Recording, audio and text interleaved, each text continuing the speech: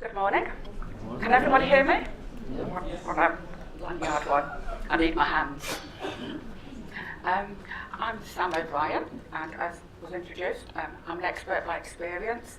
So I'm going to tell you a tiny bit about my life and how I ended up being restrained and placed in the prone position with my nose touching the ground, and what it has meant to me and the repercussions of that. So, turning a negative into a positive.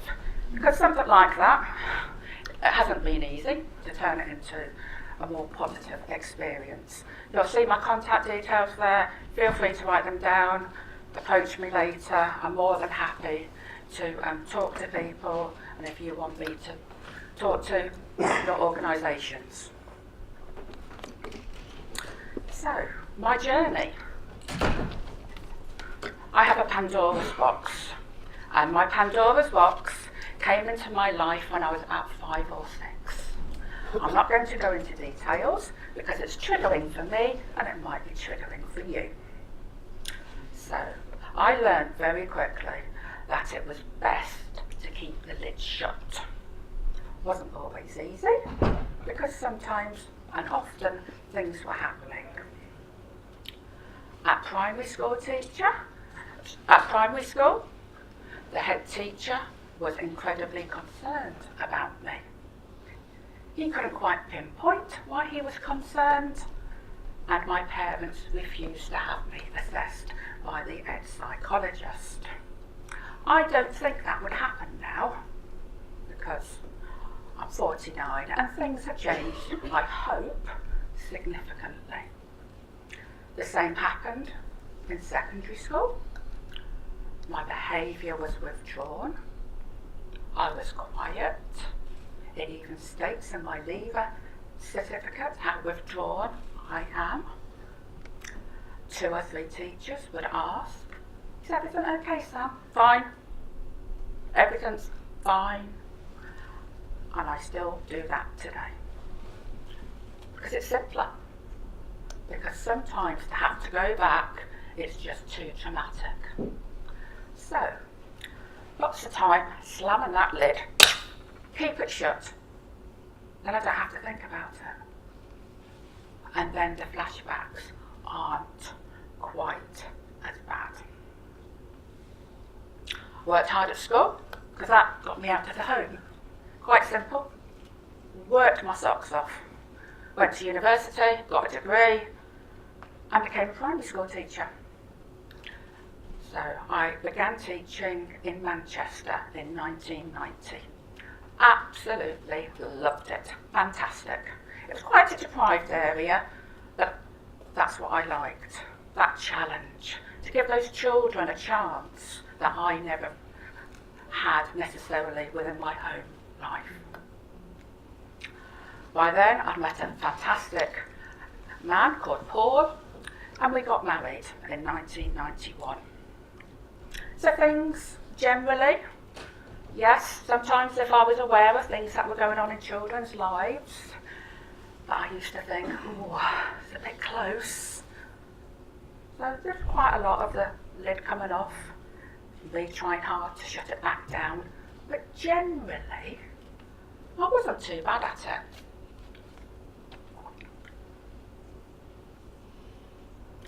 So, when things changed, 1994, never to be forgotten.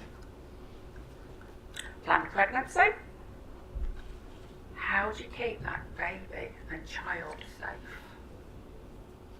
As a parent, how do you make sure that that baby isn't put in the position that I was? You can't cover them in cotton wool for the rest of their life.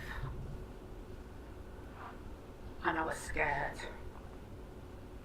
Really, really scared that I would fail. Absolutely fail. And I had tremendous anxieties. Even though it was planned, pregnancy, what am I going to do? And I had an early scan because I was in such a state. To be perfectly honest, I was in a right state. And that showed a heartbeat. And that it helped, because I could identify and say, right, yeah, baby definitely there. I can think to October. October's going to be fantastic. I lost the baby at 12 weeks. After seeing that heartbeat, it just, my life, Pandora's box. I couldn't get the lid back shut. In all honesty, it was horrendous, absolutely horrendous. I became ill very, very quickly. The guilt that I felt that, you know, at times I wondered whether I could carry on with the pregnancy, yeah, in all honesty. The guilt that the baby had died wasn't my fault, because I got so stressed and so anxious. It was horrendous. And then I found self-harm, and I tried to take my life by suicide. So the tubes, which I swear they tried to find the biggest tube they can to put down your throat, and the language, because I'm a waste of NHS resources. Very, very difficult times. So I had numerous admissions, and you know, it was literally like that. It was an old hospital, Winnick. So anyone from the northwest will know that Winnick was a very old hospital. It's been rebuilt and knocked down, etc. And it had the long corridors, it had the dorms. A positive thing, it had lots of grounds, so we played loads of rounders. Which for me, because I still love exercise, but you know, the exercise helped with my mental health.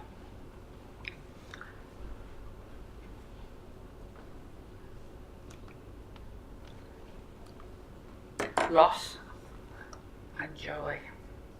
1997, became pregnant again. Yes. It was ectopic. They couldn't find out it was ectopic through what they call laparoscopy surgery. So they had to cut me completely open, took away the tube, and afterwards told me, your insides are a complete mess because you've got endometriosis, which causes scar tissue and adhesions. The day I was discharged from that hospital was the day that we moved house. So I cried as my husband drove us along the M62 to our new home, where I didn't know anybody, not a single soul. So we moved there. I was in bits. I'd been told IVF is your only chance. Where'd you find the money for IVF?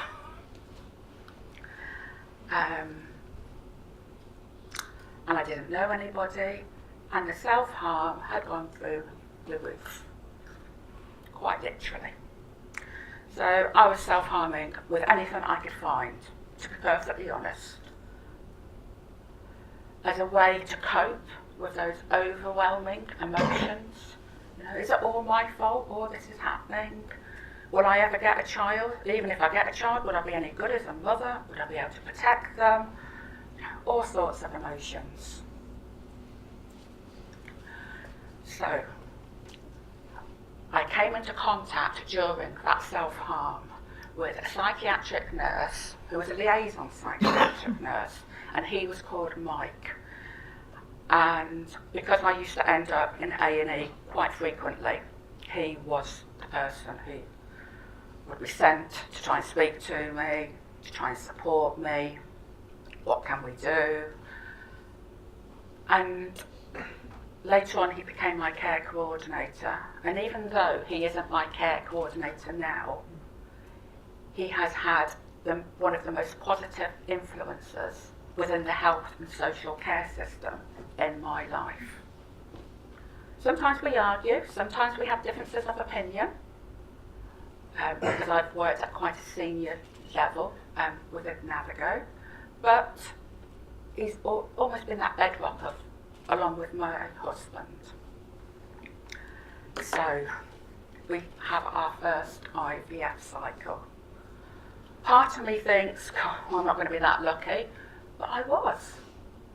So 1999, a beautiful daughter. Fantastic. Yeah, I feel that I have a purpose. I feel that I have a role in life. Hopefully I can do a better job. You know, whether I have, she might, I don't know. I think she'd say I've done quite well, bless her. And I was a gym bunny. That is exactly what my husband used to call me, the gym bunny. Because I'm lucky. I love the gym. Well, I did love the gym.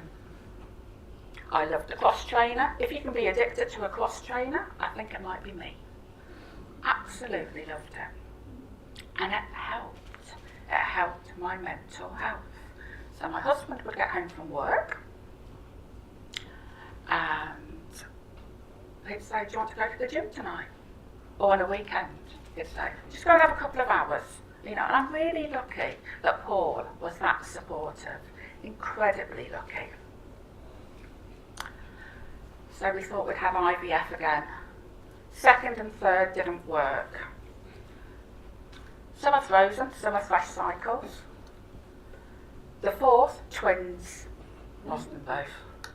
The fifth and the sixth, ectopics. I don't do pregnancy. I'm rubbish.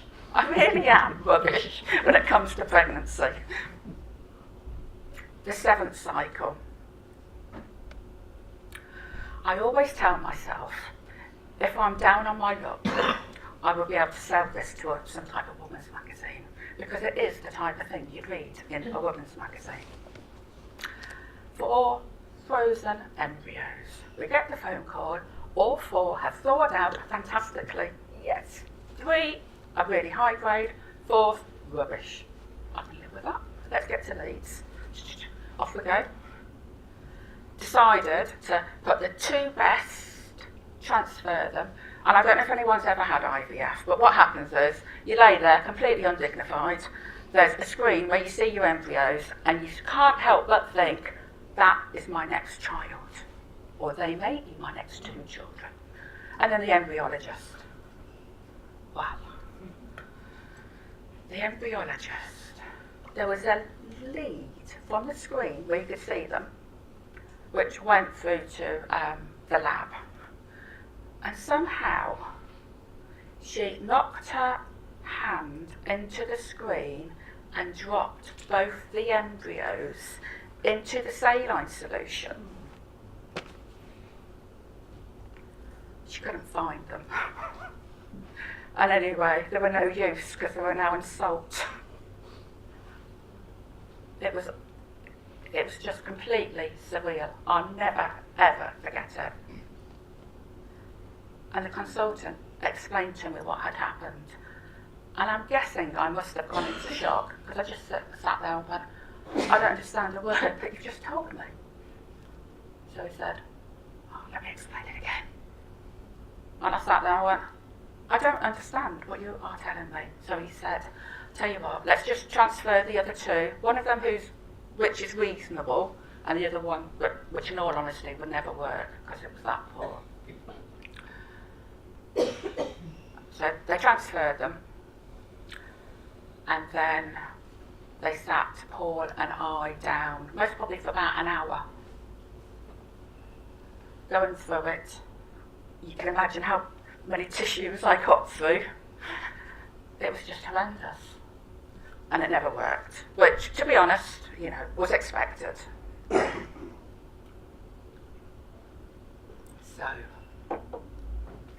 the 8th cycle, I'm a sucker for punishment. I really, really am. Very kindly, the IVF clinic gave us our only free cycle. And to be honest, my husband, by that point, he never ever wanted to see an IVF clinic again. He most probably felt that around about cycle 5, but I was an obsessed woman. I can see that now. At the time, I couldn't. but I was a woman possessed. I want a second child, it's all I want. And she was born in 2004, and she's gorgeous. But when I was pregnant with her, well, I'll say this first, because we've got a bit of a daft sense of humour, we said, shall we call her Freebie or Phoebe? We didn't, okay? And when I was pregnant with her, I developed something called symphysis pubis dysfunction, commonly known as SPD, also known as pelvic girdle pain, and basically it's too many of the hormones to help you stay pregnant so you can give birth. I think it's relaxin, the hormone, from memory, but I'm not too sure. Don't worry, when you've had this beautiful baby, everything will be fine. I'm one of the rare ones. It's lovely being rare. No, it's not. So, my pelvis. The pelvis is not meant to be wonky like that. And the pelvis is not meant to have such a gap. Okay?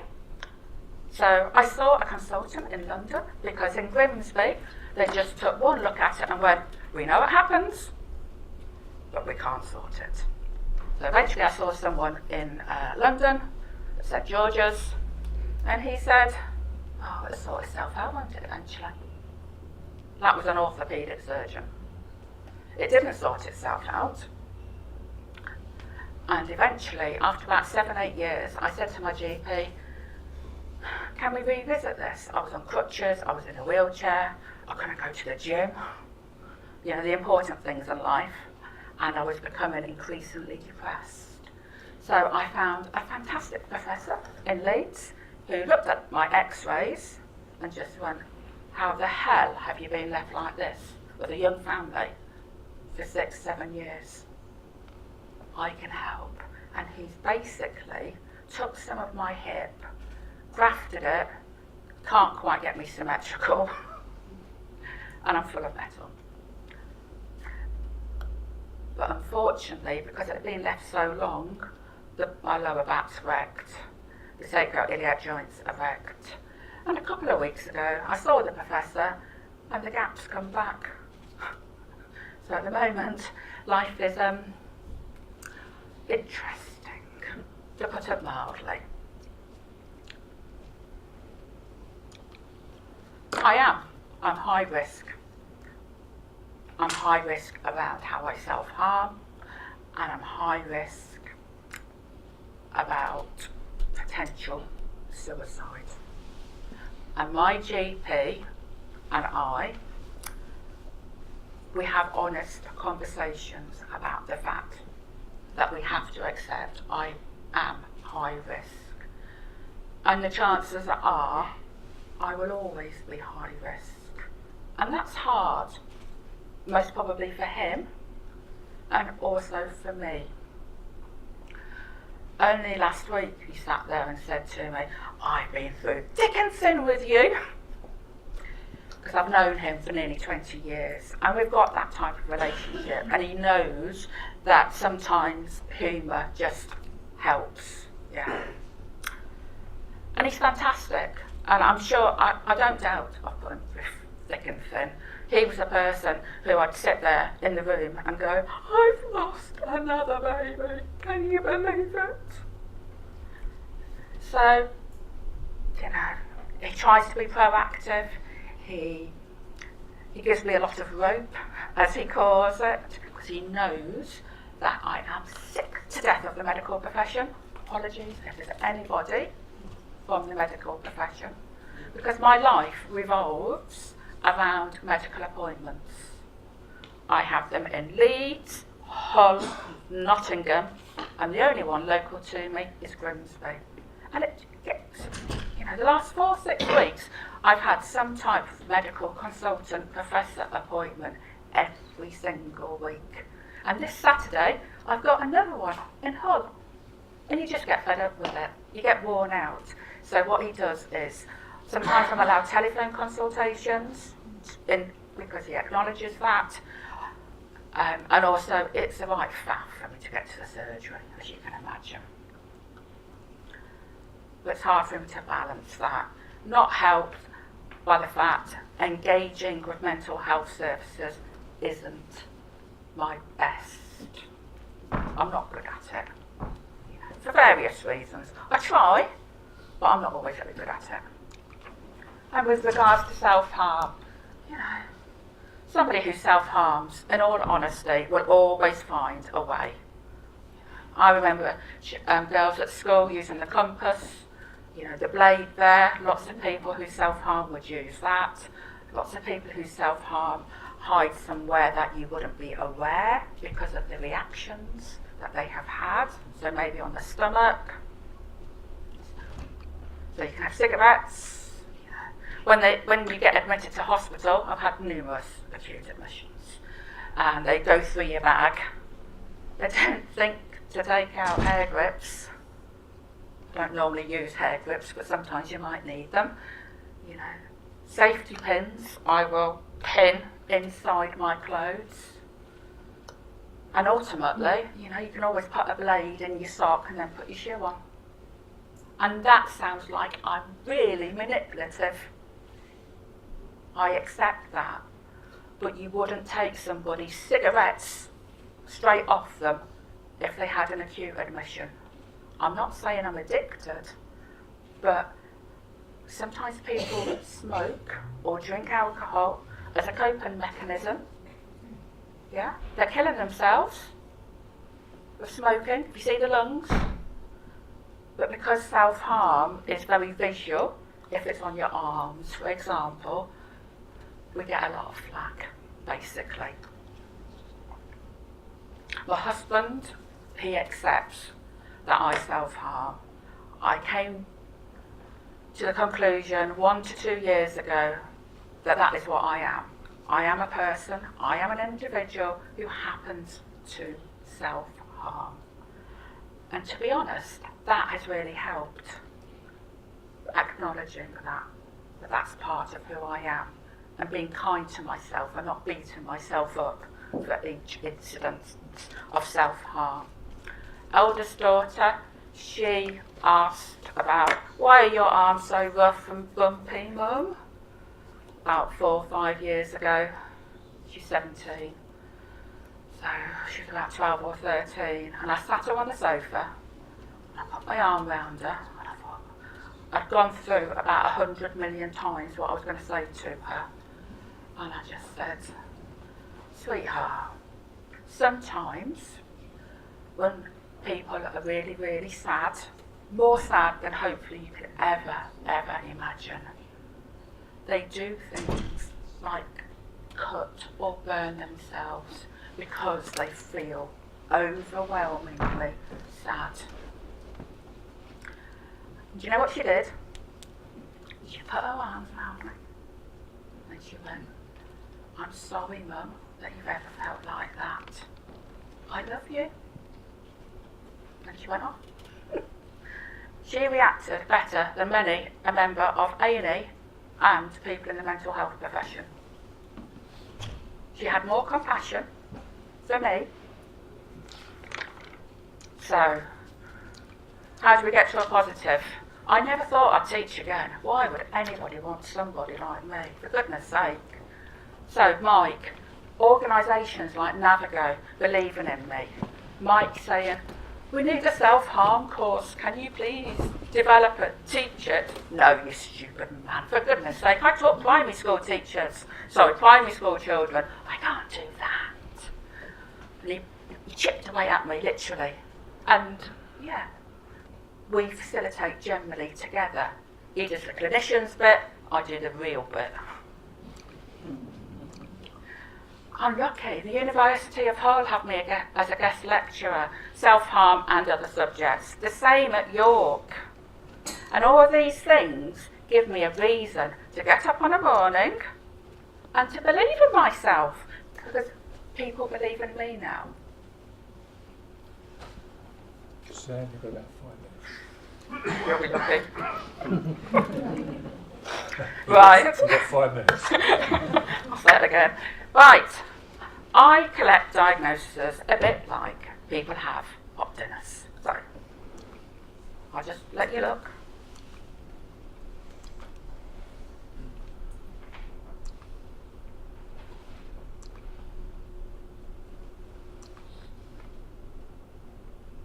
It's not a diagnosis of attempted suicide. So, who spotted the monkey first? What word did it come up after? It was after delusions. Because I have a monkey voice. That's the only way I can explain my voices, by giving it a name, yeah? And I've got my notes from psychiatric admissions. One of them, the psychiatrist has written down, I don't know if it's because of how I described it, Sam believes she has a monkey sitting on her shoulder talking to her. She's a bit scary. The revolving door, language matters. Control, restraint, how would you feel? Let's support you. What can I do to help you through this? Is there anything I can do to help you? I was involved with Skills for Care, and I sat on the steering group to help write this. And yes, accreditation is desperately needed, and we said it at the time. So, prone restraint. It's horrendous. Would you want it to happen to one of your loved ones? I don't even know why I was laying on the floor, spread-eagled, people dotted around, one holding arms, well no, one on each arm, one on each leg. Sam, behave yourself! And I was petrified. And if they had read any of my care plan notes, they'd have known that because of my childhood, that was one of the worst things they could ever do to me. But obviously that wasn't very important to them. I felt that I was the person who was in the wrong because of what they were saying to me. They were shouting and shrieking at me, behave yourself. And I was wriggling. Boy, was I wriggling. And I was wriggling because I was scared. I had gone back to being a 5-year-old, a 6-year-old, a 7-year-old. So they paying compliance because you're wriggling, because that will stop it. I gave up. I couldn't carry on fighting. But the trauma, one of the reasons I struggled to engage with services, When I had acute admissions, I put paper on the mirrors.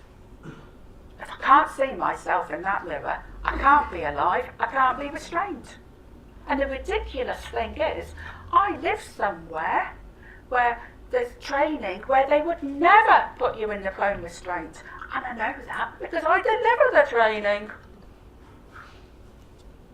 It's hideous.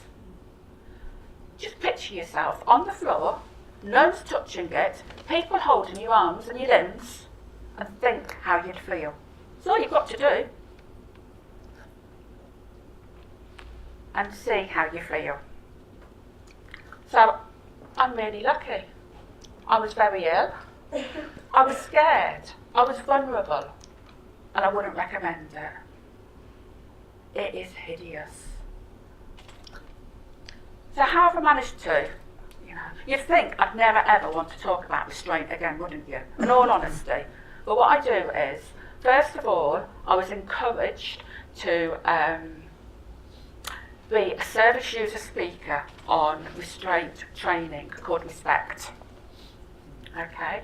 And I did that maybe 2-3 times, gradually, built it up, then did it more and more and more.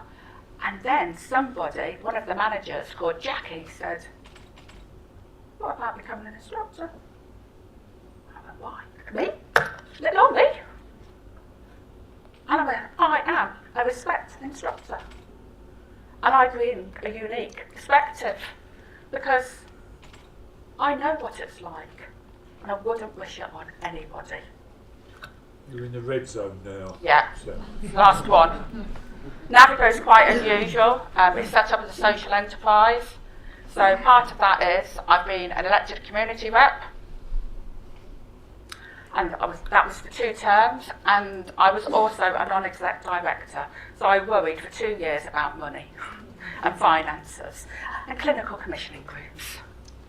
But ultimately, this is my final message. Do you want your mum, your dad, your grandparents, your son, your daughter, your best friend, anybody to be put in that prone restraint position? Do you want them restrained at all? Because it could happen to any one of them if they are admitted to a care home or a hospital that hasn't got appropriate, accredited, billed training. And it's still happening, because I still go into those care homes and deliver training, and I hear horrific stories. Thank you. Thank you.